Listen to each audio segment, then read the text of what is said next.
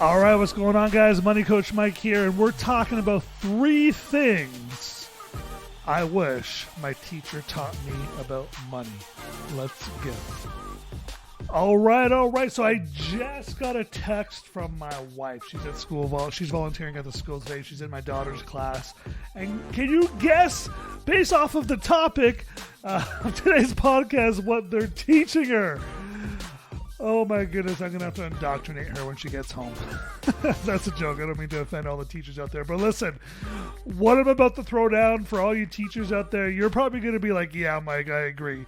Why? So the text I got was, hey, this is what they're teaching in Ryan's class today. She's in grade 6, and they're teaching her about interest. But not interest like how to earn it, compound interest, all of that stuff. They're teaching her about like borrowing off a credit card. Grade 6. I didn't learn that stuff until I was in grade 10 when I was in school. Now they got them down learning them, and they're learning it in grade 6.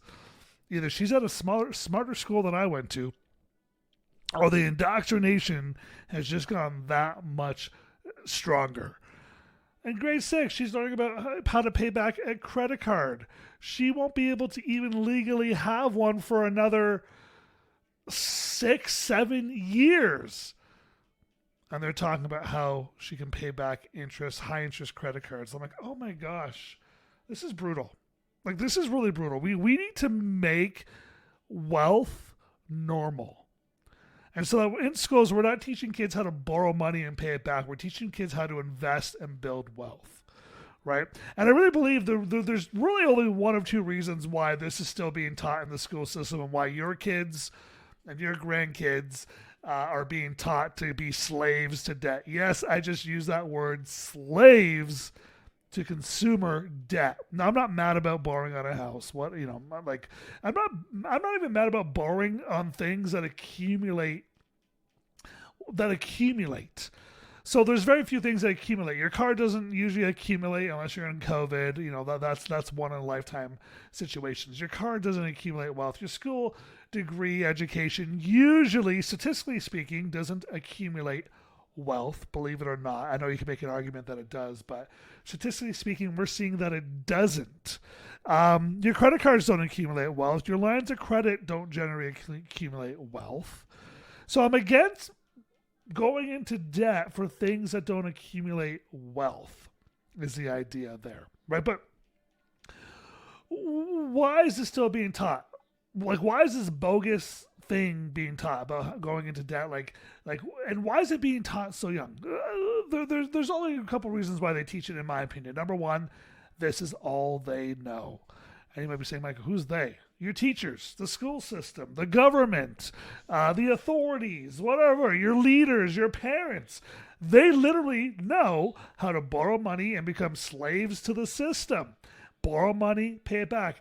And you're like, Mike, why do you keep using the word slave? Because I'm going to show you in just a few minutes here how easy it is for your kids to become if not deca, if not billionaires. It takes one generation. I'm going to show you guys that. And that's why I call it slaves, because there's so many people that get into the system of card payments. They're told myths like, well, credit cards are good for an emergency. Or, hey, you need to build your credit score, so go borrow money and pay it back with 20% interest. You have to be, I'm getting riled up. How do I say this nicely? You have to be dumber than a box of rocks to believe paying 22% interest is a good way to build a credit score. Okay? I'm just going to say that. Don't mean to offend you, but it's true. This day and age, there are so many other ways to build credit scores other than borrowing money and going into debt. So I believe the first reason why it's taught is because it's what they know. They teach what they know. Here's the second reason why, and this might be actually more true to why it's still taught, is because fundamentally, our society, many of the teachers, maybe even your parents, but let's talk about the teachers in this one, believe that you will one day need to you'll need to go into credit card debt, which is why it's taught. I believe fundamentally the teachers believe your kids are going to fail and be just like you, be just like them, be just like the previous generation, and you're going to need to leverage and go into debt because it's what everybody does. And MasterCard and Visa have somehow tricked you into believing it's better to be their asset than to be your own asset. Yeah, that's right. MasterCard and Amex and Visa have done such a great job at marketing to you and your kids that your education system now needs to teach your kids how to borrow money and pay it back because they fundamentally believe that's going to be the destiny of your kids. Now, if that doesn't rile you up, hello, wake up, shake up. That gets me riled up. As soon as my kids get home, we're indoctrinating them. Now, my kids are pretty smart. They invest. They know compound interest. Maybe Ryan would speak up and actually tell her teacher about compound interest. We'll see. I'll have a conversation with her today. But like we're already, Ryan's my oldest. She's 12. Jay's 10. Lenny is 7. And then Colby's 1, so he's too young to know this still. But we're teaching all of them the power of compound interest, how it really works, stay away from credit cards, all of that stuff. So the first, let's dive into like 3 things I wish my teachers taught me about money, but 3 things more importantly, you're going to wish your kids knew about money, and you're going to wish you knew about money back when this stuff is being taught to you. Okay. And so the idea is this. Number 1, it's called the Rule of 72. Okay. Now, if you've never heard this before, the Rule of 72 is basically this. You take 72 and you divide it by the amount of interest you're paying or earning. It works in both directions. So if you're investing, it would be the amount of interest you're earning. If you're in debt, it's the amount of interest you're paying. So you take 72, divide it by, for example, so let's use credit cards, 22%. Okay, the answer, the number comes to 3.72. Now that number is super important. That number tells you how fast your how fast your debt in this example, but if you're investing, your investments will double. So if you're earning 22%, your investments double every 3.27 years. I'm going to show you why that's important in just a minute. If you're in debt, let's just say you got $20,000 of debt. Well, every 3.72 years, that debt's going to double. Now, here's the thing. Because you're paying interest payments on it every month, it won't necessarily double, but you won't pay anything down, if that makes sense. Right? Let's just say you got $100 a month going towards a credit card payment, and $90 of that is interest. Well, every month you're paying your credit card, that $20,000 debt, down by $10 because $90 is going towards interest. So $10 will take you 2,000 months, or 166.67 years. Now, I understand most of you don't plan on hey, Mike, I don't plan on ever just paying the interest. I get that. Most people don't plan on going into debt, yet they go into debt. It's not what you plan not to do, it's what you plan to do. That's what matters most here. And so do you plan on becoming wealthy? Do you plan on breaking the trap of Visa and MasterCard and 22% interest? Because everything in our world is counter to that. What you're being taught in schools, the messaging in society, the way our government works, the way our school system works. I mean, what do you think taxes are?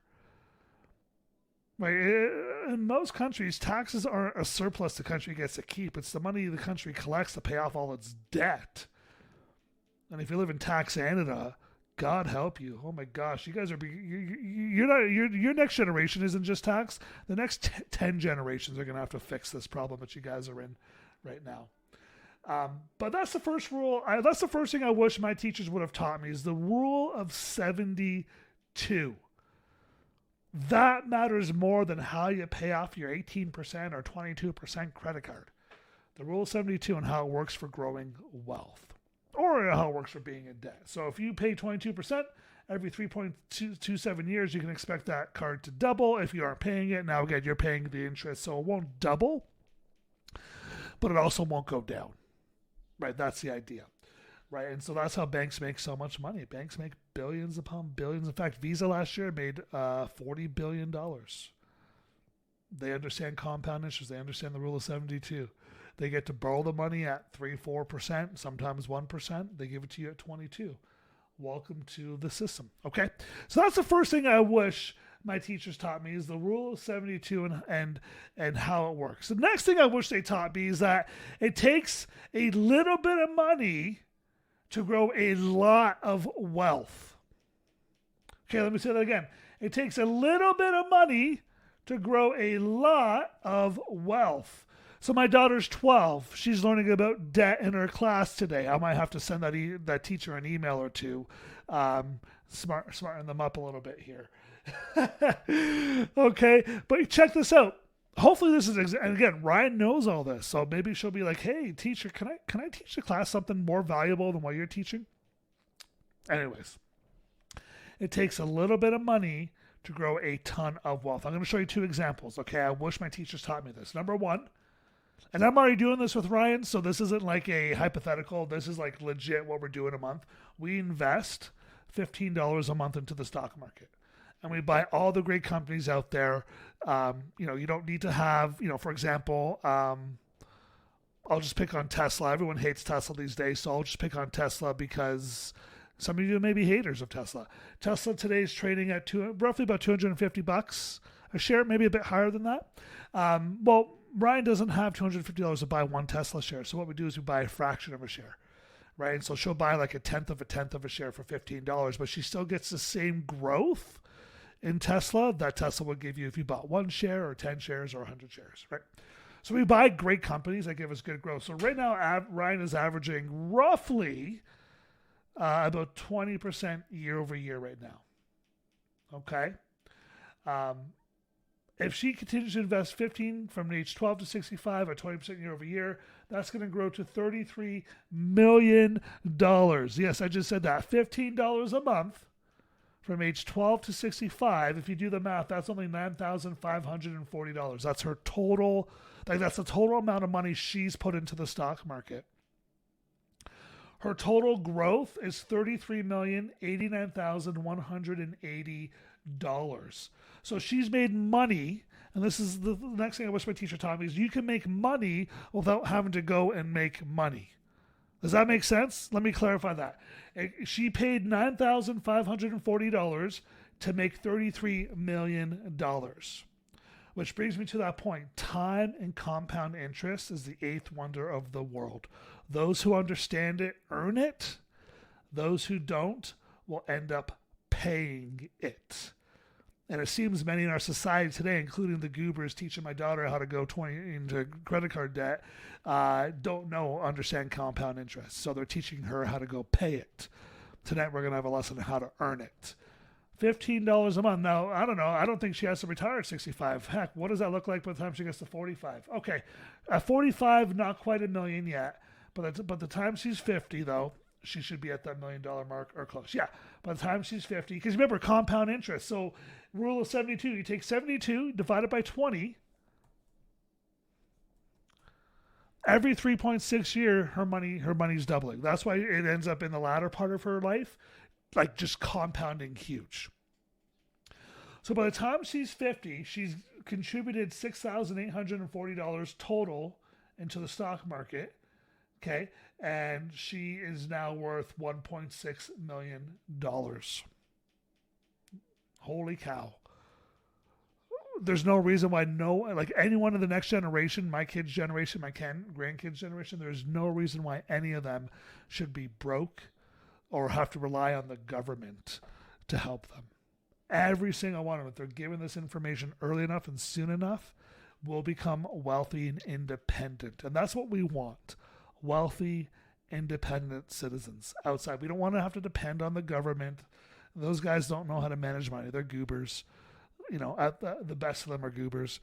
You want to be self-sufficient. This is how you do it. So that's $15 a month. My daughter Jamie's 10, so she'll have this. She'll be 2.5 by that. My other daughter's 7. She'll be $4.5 million by the time she's 50. Like, how many of y'all are 50 and wish your parents taught you this? How many of y'all are 50 and wish you knew this when you were 12? Or at least had a parent that was smart enough to kind of help you do this? right? I mean, I do. It didn't happen for me either, but I'm making it happen, if that makes sense. So that's the first thing, okay? Here's another thing. What if you don't invest $15 a month? What if you just do a one-time donation? What if you just do $5,000? Never invest another dollar again for the rest of your life. You can earn that 20%. Well, by the time you're 50, that's $9 million. A one-time investment of $5,000 averages 20%, which, by the way, I've got investments that average 38%. They've been doing that for 20 years. God, I don't even want to know oh my, woo! From age 12 to 50, $5,000 invested once, no other money invested ever again. If you can earn 38% year over year. Now, granted, that's a long time to try and earn 38%. Granted, you might miss it. Maybe you do 30%. Like, holy cow, that's $388 million by the time you're 50. Like, do you see how simple this is? And this is crazy. This is crazy numbers. Maybe we just do $1,000 $1,000 investment. That's still $77 million by the time you're 50. Holy camole. Jeez Louise. My son Colby, who's 1 now, we invested $100 for him when he was first born. And if he can average 30%, that's going to be and that's it. Nothing else. $100 one-time investment. $100 one-time investment from age 1 to 50. That's 49 years, averaging 30%. $202 million. Let's just say I'm half wrong. Let's just say Mike's on the cuckoo juice and he's half wrong. That's still $100 million. Your kids would be deca millionaires. Jeez. And we're teaching kids how to go into debt because we don't believe they can have a future where they're wealthy and can take care of themselves. Holy cannoli, this is insane. So that's the second thing. The first thing I wish my teachers taught me was the rule of 72, just so I can understand compound interest and the effects of compound interest, whether I borrow or I invest. Now, think of it this way. Borrowing is a penalty you pay, right? Investing is a penalty. Investing is a score that you earn, right? But that's what I wish my teachers taught me, the rule of 72.